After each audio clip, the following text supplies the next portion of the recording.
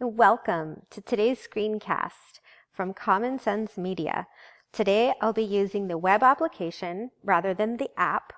Most of you probably are familiar with the digital app, which you can use or your parents can use to select content based on your age and your interests. And I say content, podcasts, apps, books, etc. But today I've focused on the web application. And I picked a particularly interesting lesson because most of us are familiar with digital media. Most of us are hopefully familiar with our brains, but we never have really looked at the correlation between digital media and our brains. So today we're looking at how does digital media try to hook us and what can we do about it? Particularly today is a middle school, so grade 8, right? When your brains are still forming. And there's a 45-minute lesson, but today we're going to do the quicker lesson, just in respect to the time allotment that we have. But I still want to look at some of the objectives, which are listed right here. And in particular, I wanted to look at the second objective. So we're going to reflect on how digital media, is designed to either help or hinder the addition of meaning and value in our lives. And as a challenge, I want you to think about how to develop good or healthy habits when we're using digital media.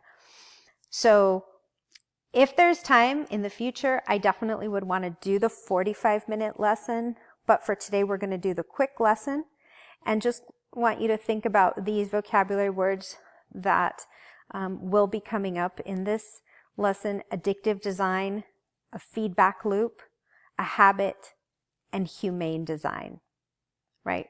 So I'm going to switch over here to see quicker lesson. As you can see, there's a video. And this lesson is just going to be a 15-minute lesson. So same objective, same vocabulary, but today you're going to be watching this video called Teen Voices, The Pressure to Stay Connected.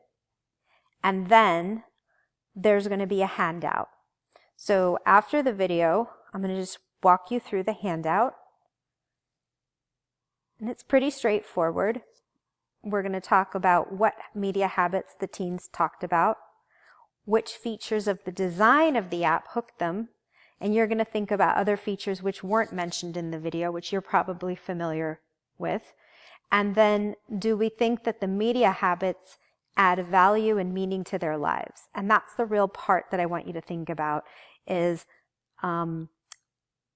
what meaning do these media habits and do these apps or social media sites, how do they contribute positively or negatively, right?